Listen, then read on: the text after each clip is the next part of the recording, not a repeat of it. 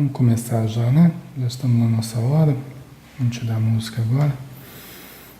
E vamos fazer a nossa prece.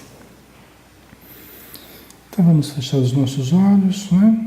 Elevar o pensamento a Jesus, pedindo as forças do alto que nos amparem no nosso intuito de algo estudarmos, algo aprendermos e fixarmos no nosso espírito como memórias indeléveis que ficarão guardadas nos arquivos do nosso ser para todo sempre, como experiências, como informações, como reflexões importantes que nos cabem realizar e aproveitar a cada instante da nossa vida.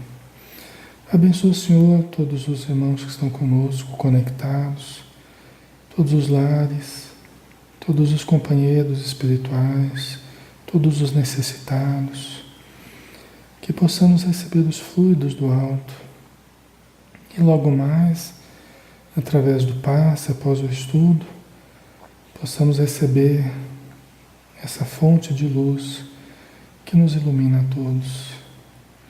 Muito obrigado por tudo, Senhor. Seja conosco, hoje e sempre. Que assim seja.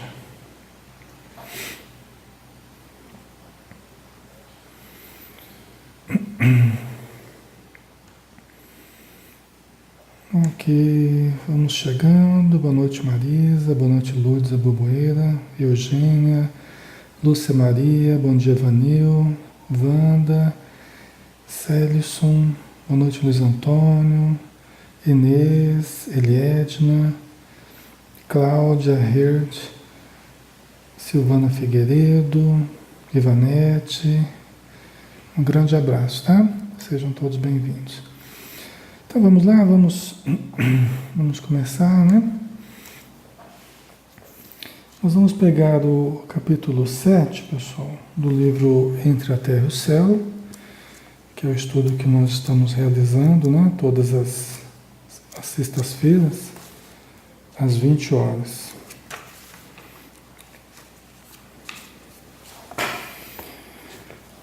Então vamos lá. Hoje, então, o capítulo que se chama Consciência em Desequilíbrio, tá?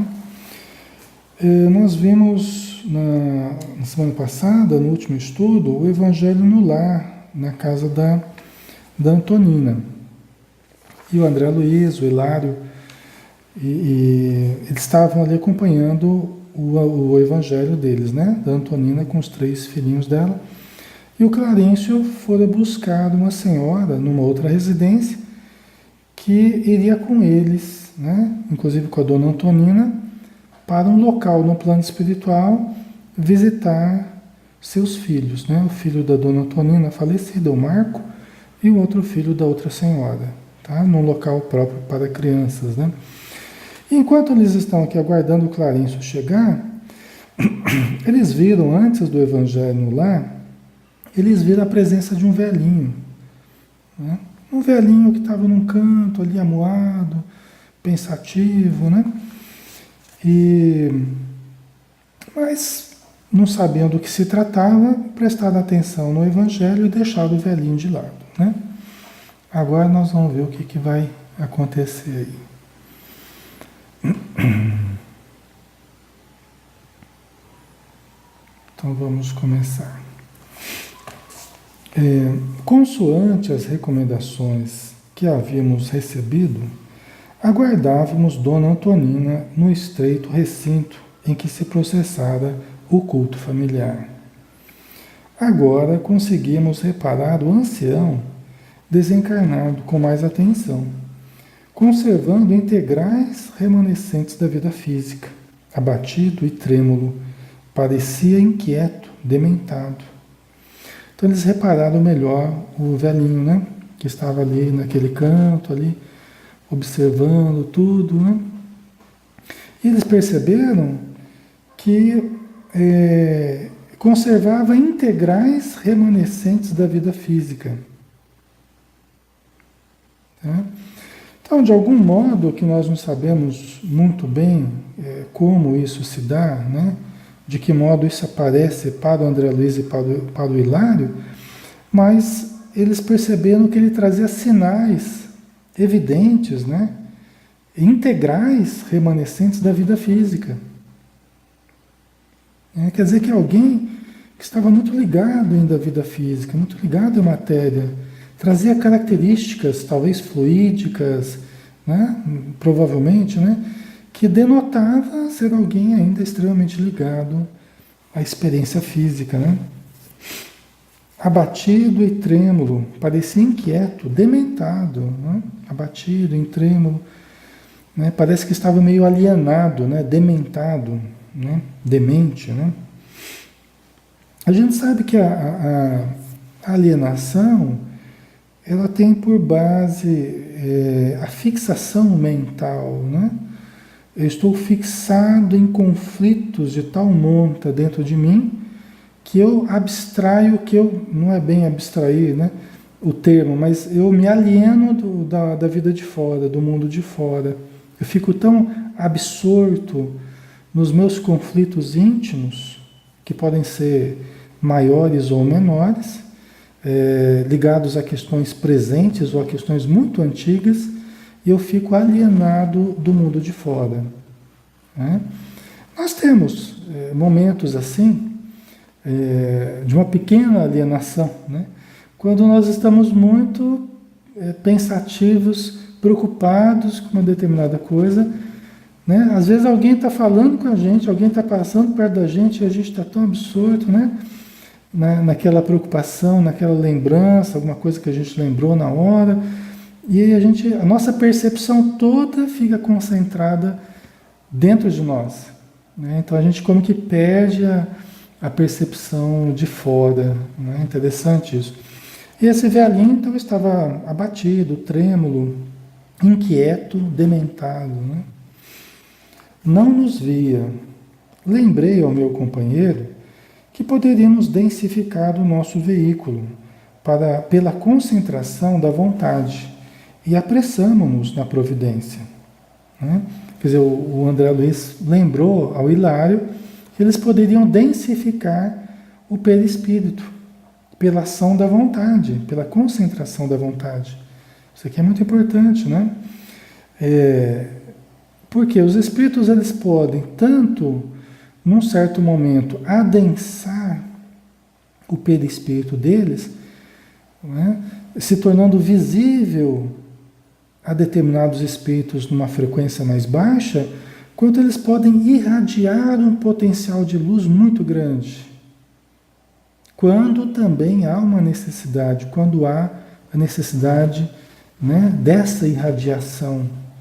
Nós vemos nos comentários de André Luiz, frequentemente, determinados espíritos, em meio a certas palestras que o André Luiz assistiu no plano espiritual, num certo momento da palestra, aquele espírito como que se transfigurar em fulgurações irradiantes, né?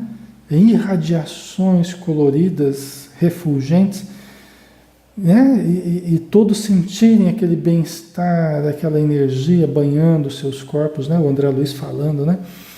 Desses momentos que frequentemente aparecem nos livros que o André Luiz nos trouxe, né? Então, tanto eles podem densificar, quanto eles podem aumentar o potencial de radiação. Logicamente que no caso de aumentar o potencial radiante, vai ser dentro do limite que aquele espírito já alcançou, né? Então ele não vai poder irradiar mais do que a capacidade dele evolutiva para isso, o que ele já conseguiu amealhar em termos evolutivos, tá? E aí eles se apressaram nessa providência de adensar o seu perispírito, tá? Ok? Então, continuando. Em momentos breves, fornecendo a impressão de recém-chegados, atraímos-lhe o interesse. O velhinho precipitou-se para nós, exclamando: são oficiais ou praças? Estão pró ou contra? Né? Então eles apareceram para o velhinho, adensando o perispírito, eles fizeram de conta que estava chegando agora, né? Fizeram de conta que estava chegando agora e puxaram conversa com o velhinho, se aproximaram dele, né? E o velhinho já reagiu, né? Precipitou-se para eles, né? Na direção deles, exclamando: são oficiais ou praças, né?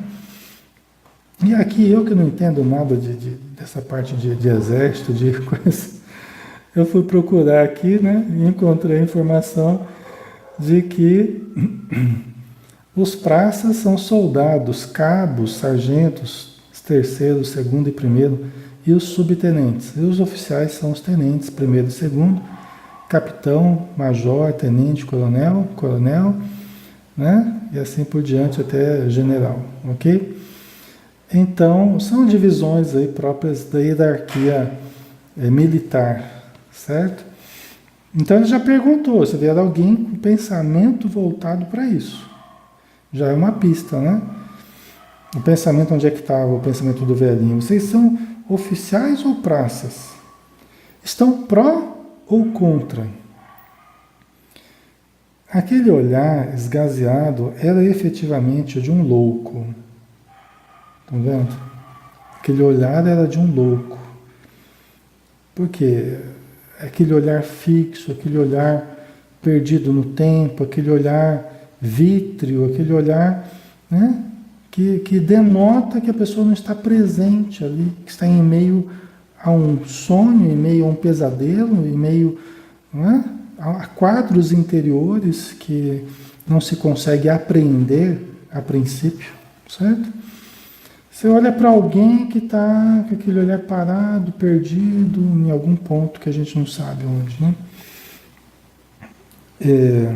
Hilário e eu trocamos impressões de curiosidade e espanto. Os dois ficaram espantados vendo o velhinho, né?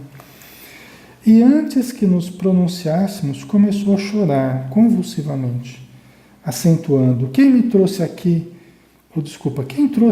a ideia de perdoar? Em que ponto me situaria na questão? Devo perdoar ou ser perdoado? Não entendo a necessidade de discussão em torno de um assunto como esse entre fraca mulher e 3 crianças. Comentários dessa natureza devem ser reservados para pessoas aflitas como eu, que trazem um vulcão no centro do crânio. Tá? Olha que interessante, né? Esse senhor, esse idoso, né? Ele está preso, né, a tormentos íntimos. Ficou muito claro aqui nessa última frase, né, nesse último parágrafo. Ficou muito claro os tormentos íntimos que ele está possuído, né? Oi, Carmen, um abraço. Ricardo, Celina, Margarida, Sérgio Murilo, Vilani. Sejam todos bem-vindos, viu? Oswaldo, Renato, Eliana, Kátia, Júlia Matos, Miriam Ramalhão, Neide, Flora Cano, um abração, viu? Uma alegria tê-los conosco. Então aqui todo o tormento de que ele está possuído, né? E está questionando. Você vê que ele está preso a quadros íntimos de tormento, mas não totalmente alheio ao que está se passando. O nível de alienação varia, né? Em nuances muito gradativas, né? Você pode ter uma alienação quase que absoluta, né? A pessoa está num estado catatônico ali, parado, totalmente absorta ali do ambiente onde ela está, não é? E você pode ter uma gradação nesse nível de alienação, como no caso do velhinho aqui, ele estava ouvindo a conversa da família. Ele estava ouvindo o Evangelho. Tanto que ele perguntou: quem trouxe aqui a ideia de perdoar? Em que ponto me situaria na questão? Devo perdoar ou ser perdoado? Não entenda a necessidade de discussão em torno de um assunto como esse entre fraca mulher e 3 crianças. Ele não conseguia entender por que esse assunto tão grave, né, seria discutido ali com uma mulher e algumas crianças, né? Mas isso porque, na verdade, ele estava com muitos conflitos dentro dele, né?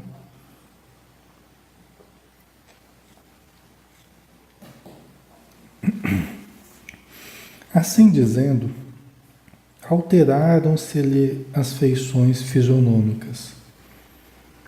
Afigurou-se-nos mais distante da realidade, mais inconsciente. Estão vendo? Quer dizer, à medida que ele foi falando, né? As feições fisionômicas se modificaram. Esse é um fenômeno que a gente vê na Terra também, conforme as pessoas vão se expressando, né? A mudança na feição, ou na expressão de alegria, de harmonia, ou na expressão de tormento, de dor, de aflição, de raiva, né?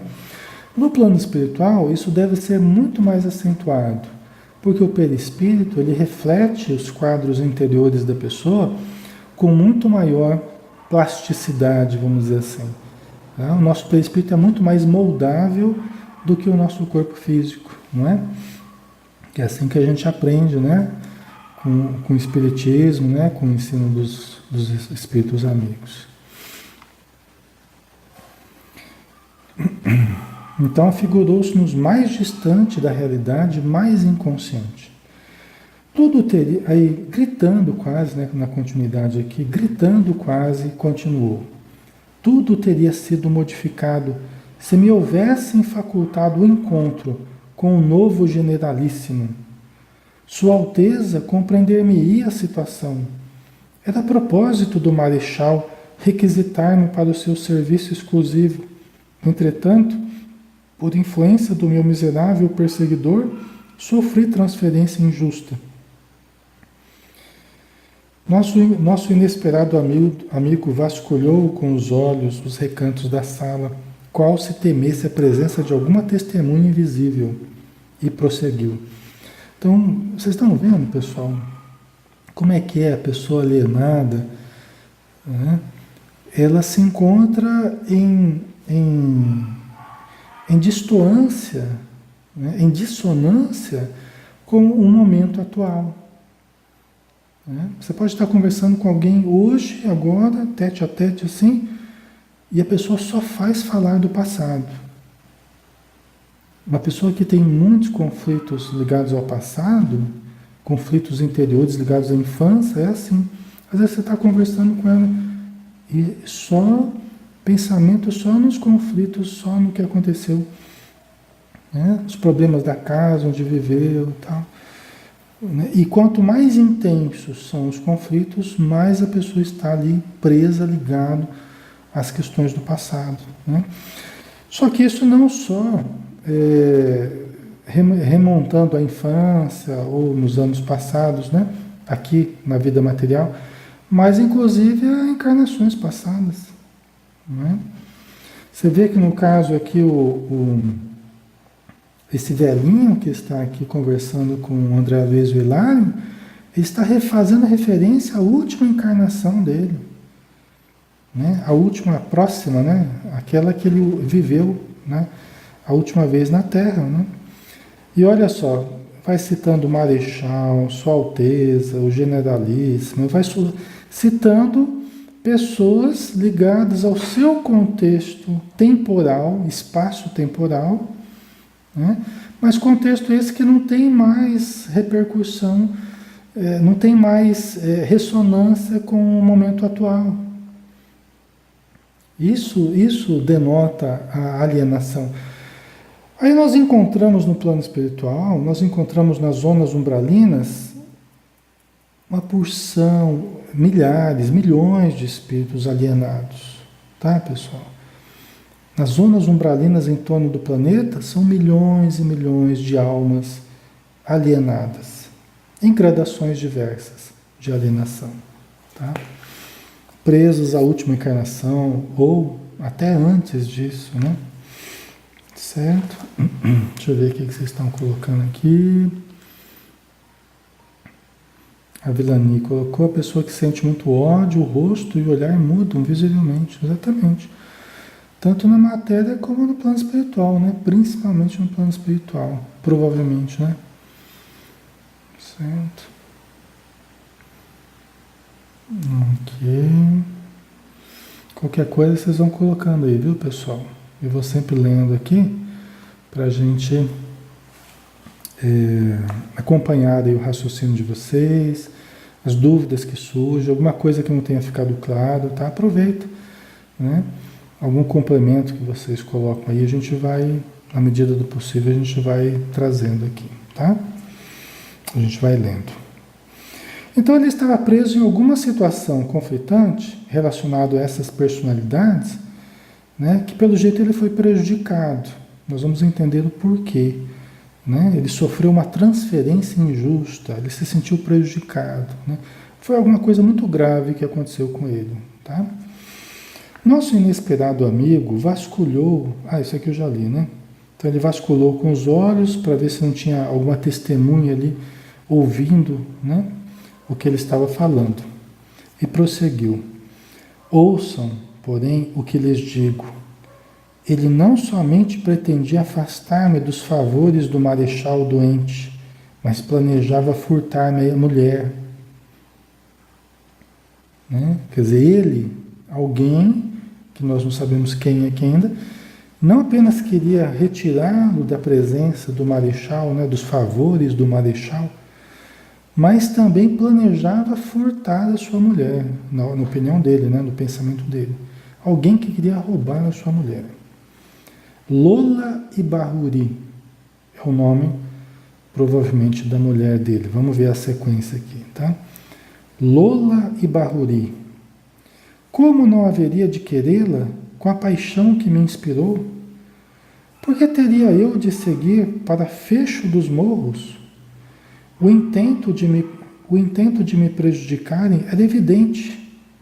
Sem dúvida, fui constrangido a sair, mas não fui além de Taquaral. Aí são nomes locais, né, que fazem parte desse contexto da região onde se processou essa história, esse momento que o idoso está falando. Tá? Então a gente já tem um nome aqui, Lola Ibahuri. Quem será essa Lola Ibahuri? Pelo visto era a esposa dele, que alguém mais queria, né? O intento de me prejudicar era evidente. Tá. O general Polidoro não me abandonaria. Devia regressar a Luque e regressei. O infame Esteves, contudo, agira sem descansar. Além de assaltar-me os direitos de enfermeiro no quartel-general, desviar a atenção de Lola, a formosa Ibahuri, não mais me pertencia, entregada a seu amigo desleal. Então, olha só, a história já está começando a aparecer, né? Quer dizer, no meio do exército ali, de algum campo de guerra, de alguma região, né? Que nós vamos entendendo na sequência, ele, vinculado a essa Lola Ibahuri, se diz prejudicado pelo Esteves, né? E ele era um enfermeiro e provavelmente esse Esteves também era enfermeiro, né? Então, assaltou os direitos dele de enfermeiro no quartel-general, né? Prejudicou o trabalho dele de enfermeiro e também desviou a atenção da Lola Ibahuri. É alguém que se insinuou para a companheira dele e acabou prejudicando ele de algum modo, né? Vamos ver aqui o que aconteceu. Vocês vão formando a ideia aí, vão formando a imagem do que a gente está falando, né? Para vocês irem entendendo esse contexto todo. Eu vou repetir várias vezes, então vocês vão acompanhando aí, tá?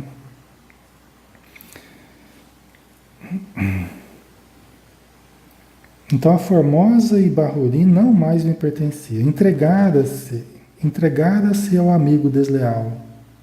Quer dizer que ela se entregou a esse Esteves, né? Nossa pequena chácara de laranjeiras e o nosso jardim estavam esquecidos.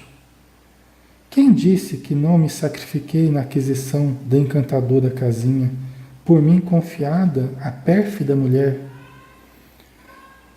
Durante um mês longo e terrível, suspirei pelo retorno aos carinhos dela.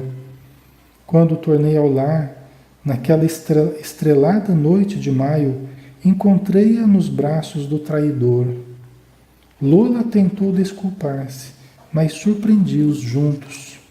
Quis vingar-me de imediato, espetando-o com meu punhal.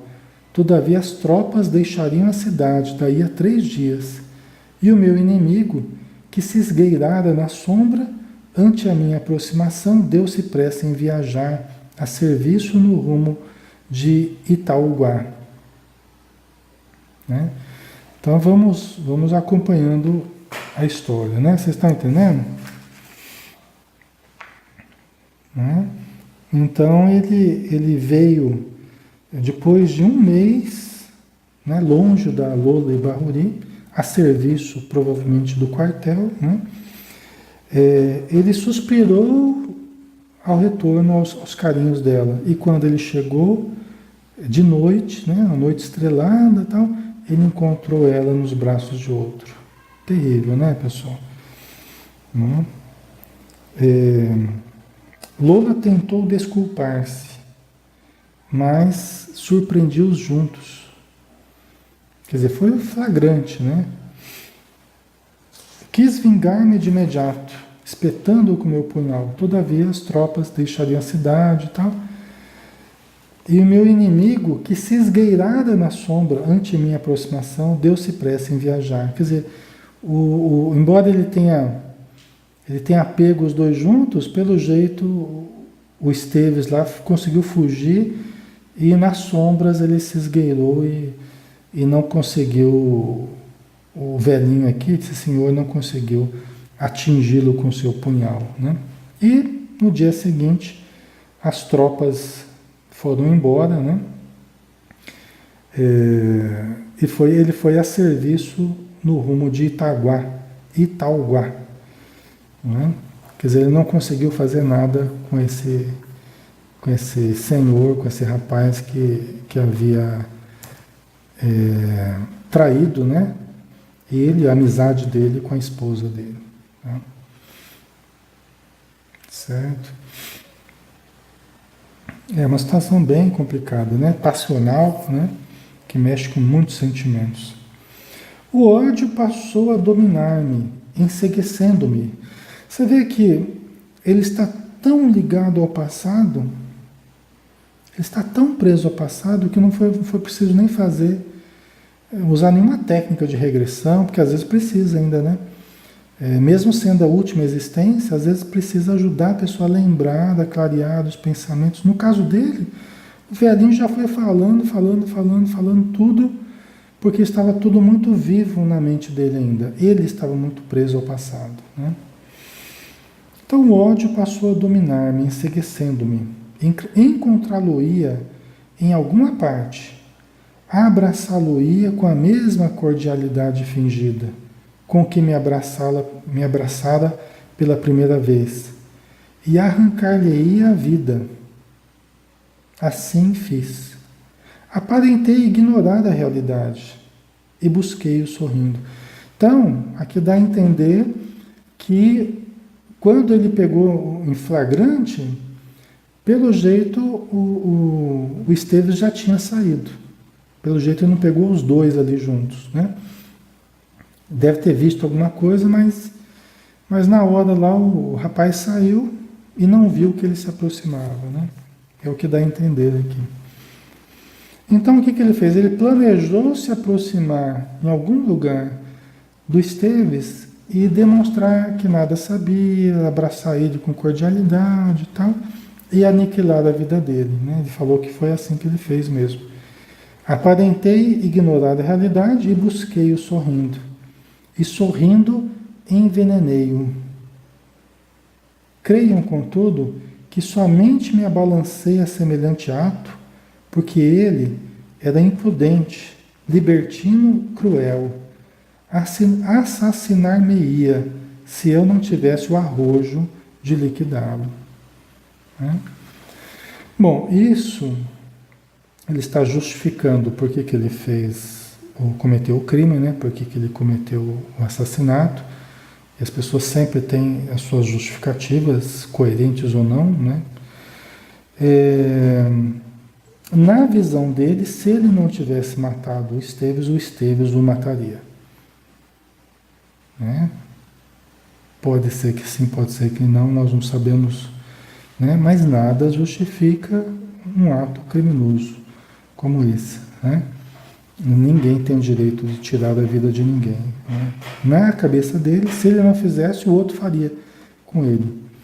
E pode ser que fizesse mesmo. Era um mundo diferente, né, do mundo de agora, embora não muito, né? Hoje em dia também as pessoas se matam ainda, os crimes passionais estão entre os maiores números ainda de crimes, os crimes ligados à paixão, à traição e tudo mais, né?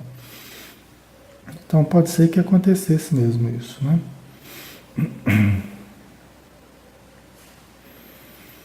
A Margarida, quem viveu uma experiência dessa, só a mão de Deus ajuda a esquecer. Né? A Ivanete, ele estava tomado pelo ódio da traição, naquele momento queria vingar-se. Aí é a hora, né, Ivanete, que a gente faz coisas, né, que a gente é capaz de fazer coisas que normalmente até não seríamos, né? Por isso que os crimes passionais, eles têm também um entendimento perante a justiça, um entendimento específico, né, em função das questões emocionais que estão em voga, que estão em curso, né, no instante do crime. Tá? Não é a minha especialidade, não é a minha profissão, mas um pouquinho a gente sabe que é assim. Né? Fez breve pausa e em seguida, ajoelhando diante de nós, passou a clamar de novo em alta voz. Você vê que ele está desequilibrado, né?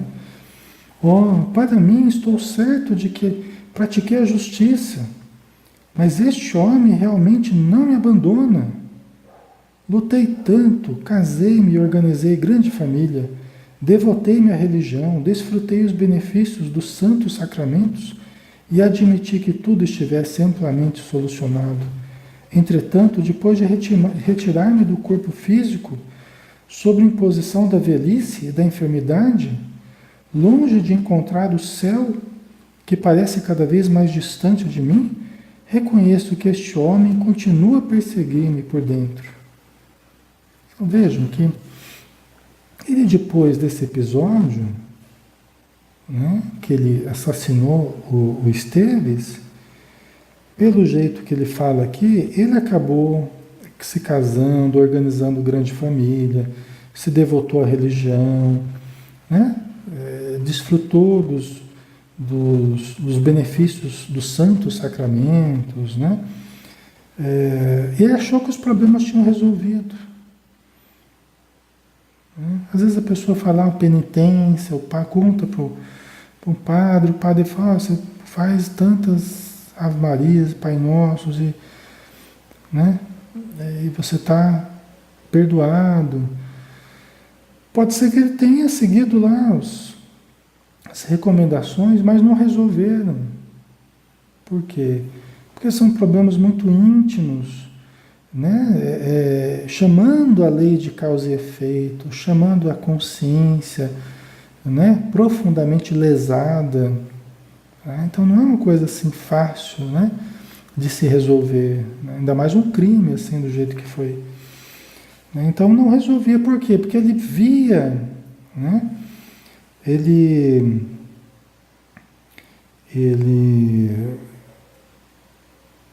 achou que tivesse resolvido, mas depois de retirar-se do corpo físico, e ele sabia que já estava fora do corpo físico, né? É um ponto a favor dele, porque tem muitos que nem sabem que é desencarnado, né? Então ele não estava tão alienado a este ponto, ele sabia que estava fora do corpo físico,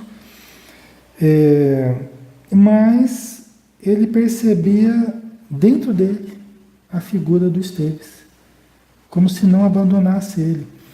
E aí a questão da consciência de culpa, né? O devedor sempre está preso aos seus débitos, ele não encontra a paz que ele deseja, porque dentro dele ele encontra o seu débito, né? A sua consciência lesada. Tá? E como a gente vê, né? Onde que está inscrita a lei de Deus, no livro dos Espíritos, né?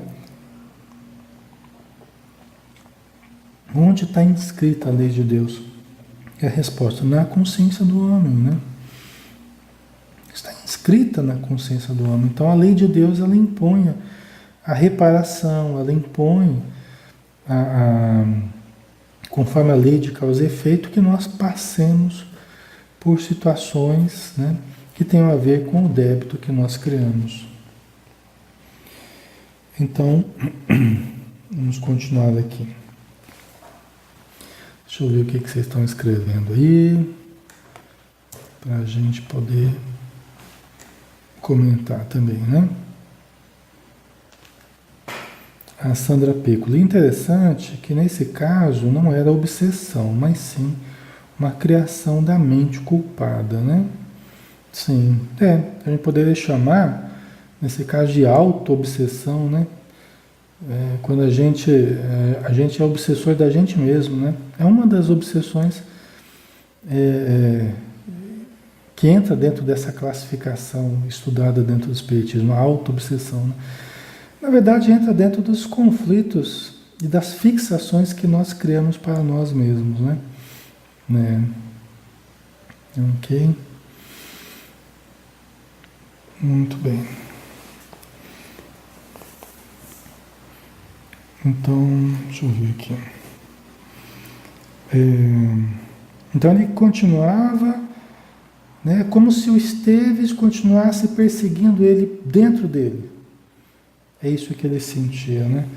Faz muitos anos que me despedi dos ossos fatigados e perambulo aflito e infeliz, carregando o inferno dentro de mim. Tá vendo? Né?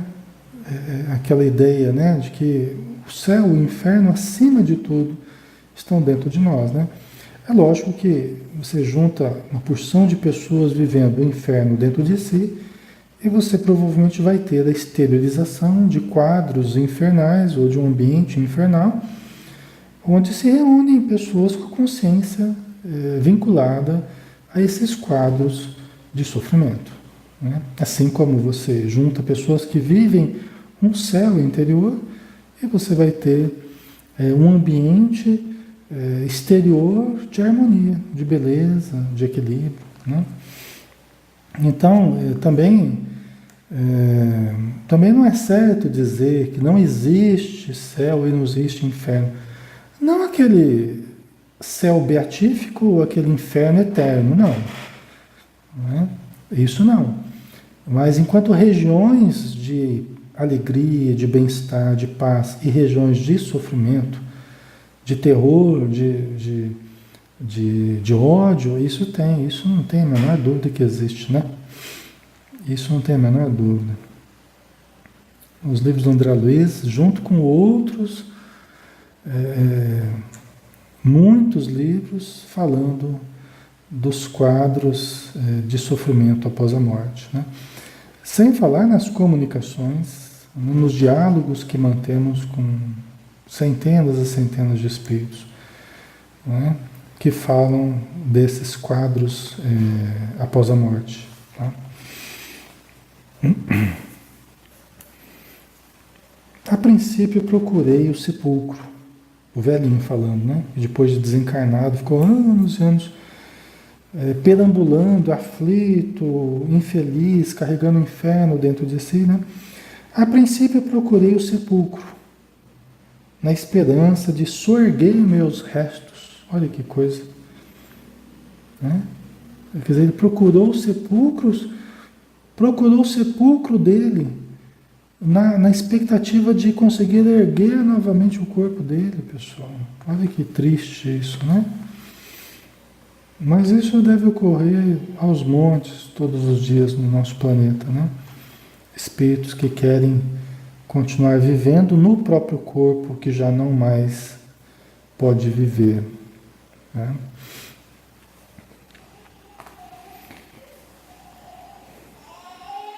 Então, a princípio, procurei o sepulcro na esperança de soerguer meus restos e, escondendo-me neles, esquecer.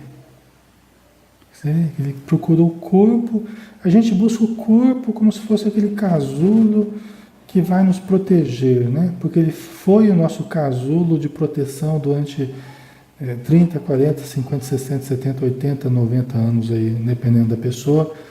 Ele foi aquele esconderijozinho em que a gente se protegeu.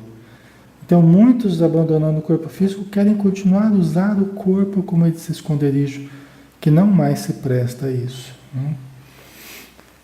E alguns até, como aquele a visão de Francisco, né?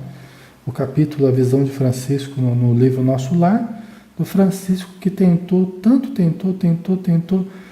reerguer o corpo dele e fugiu apavorado porque ele via o corpo em decomposição.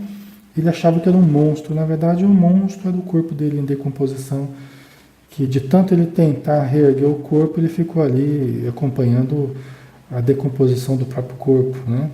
E ele ficou preso a essa imagem dele, como se fosse um monstro que estivesse perseguindo ele, mas nada mais é do que o próprio corpo dele em decomposição, né? Então é do mesmo jeito que esse senhor está falando aqui, né? Compreendendo, porém, que meu desejo era de todo frustrado, fugi para sempre do lugar que me asila os despojos e devoro ruas e praças, buscando autoridades que me socorram. Você vê que ele busca ainda autoridades que o socorram.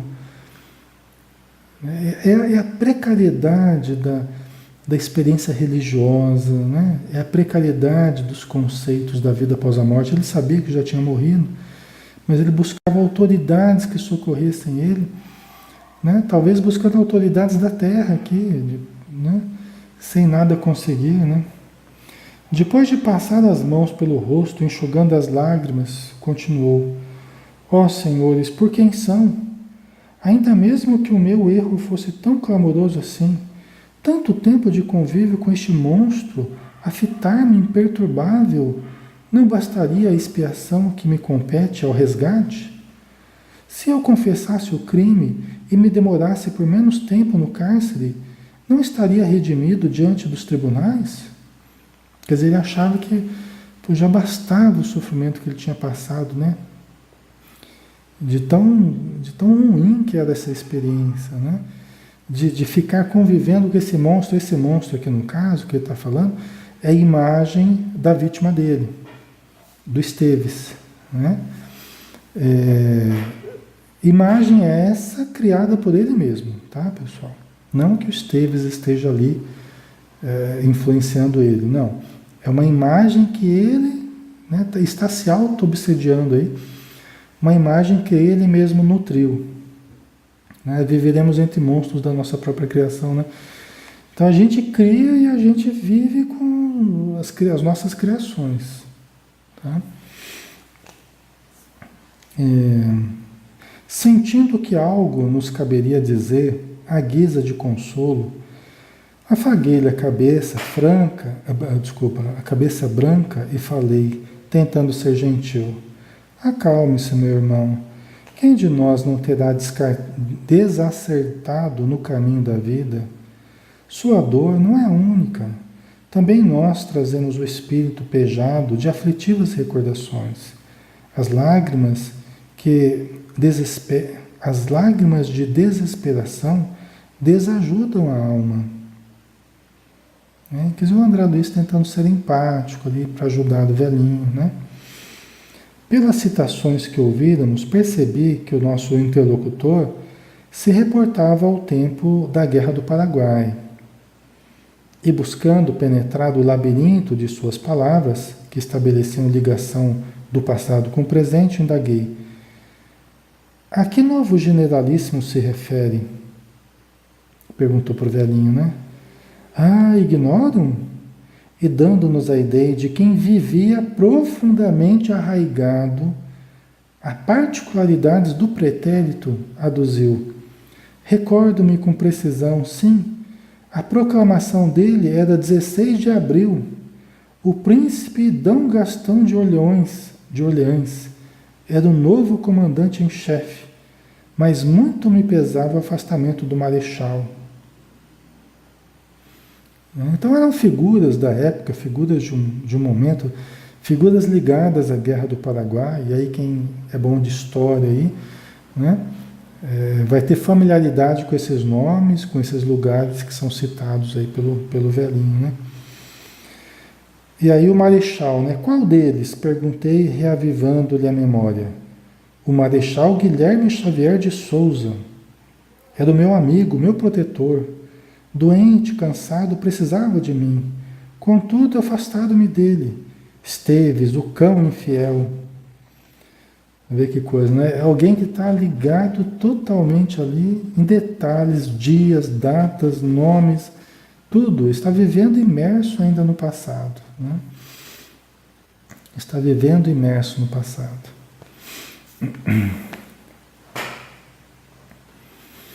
A Fernanda colocou aqui, o fato dele ter se devotado à religião não poderia ser uma forma de diminuir essa consciência pesada?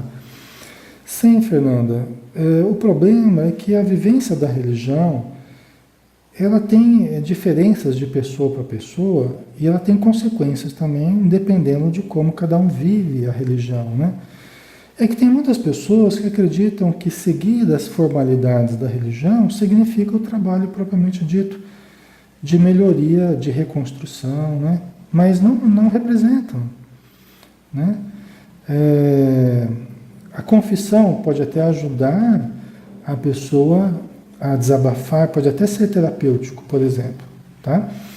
Mas o fato de obter a absolvição do padre ou de quem está fazendo essas funções não significa que aquele crime, por exemplo, foi apagado ou foi de fato absolvido, entendeu? Então, o problema na vivência da religião é que algumas pessoas se apegam muito às exterioridades, aos ritos, né? Às conveniências das religiões e julgam que esse é todo o serviço a fazer, né? É lógico que a pessoa que aproveita os ensinos de Jesus, por exemplo, e se transformam de fato em missionários do bem, em agentes da paz, agentes da caridade, do socorro, isso seria de extrema importância. Isso seria um fato muito terapêutico e a conseguir méritos para a pessoa que de repente ela poderia desencarnar numa condição muito melhor. Mesmo tendo cometido um crime, ela poderia se refazer de uma forma maravilhosa, dependendo, né, do como ela exerce a religiosidade dela. Não se apegando apenas à religião, às formalidades da religião, mas na vivência da religiosidade baseada no amor, na caridade, né? Na fé, na compreensão, tá? Essa que é a questão. A gente vê, por exemplo, Paulo de Tarso, um dos exemplos máximos que a gente tem aí, de pessoa que matava cristãos, né? Perseguiu cristãos, mas ele viveu de tal forma depois a mensagem de Jesus que ele desencarnou numa condição muito boa, né? Então as religiões ajudam muito, né? Mas depende muito como nós nos ajudamos utilizando também, né? Da essência das religiões, tá? A André colocou, a verdadeira reforma íntima é a parte mais significativa nessa questão, né, Alê? Sim, exatamente, André. É o quanto nós conseguimos nos melhorar a partir da religião, né? É verdade. A Rosarinho colocou, como relacionar a demência em idades mais avançadas? Terão sido pessoas que sempre sofreram perseguições espirituais? Eixa, aí, Rosarinho, aí poderíamos elencar uma porção de coisas, né? Aí depende do estilo de vida, dos hábitos cultivados, tem questões genéticas, tem questões de influência espiritual, né? A Joana de Anjos fala que as doenças degenerativas poderiam ser evitadas, né? As doenças degenerativas, portanto, evitáveis, ela fala, dando a entender que poderiam, dependendo do modo de se viver. Ela fala, inclusive, das programações do subconsciente, que embora a gente fale querer saúde, algumas programações, automatismos no nosso inconsciente, nos impelem ao contrário, né? Há uma autossabotagem. Então tem vários fatores aí que poderiam ser responsabilizados, né? Por essas doenças que acometem os nossos idosos, né? Não apenas os idosos, né? Certo? Ok, pessoal. Nós vamos aproveitar essa pausa natural aqui. E vamos dar uma paradinha no nosso estudo, que nós teremos a aplicação do passe hoje, né? Como nós temos feito sempre com muito proveito, né?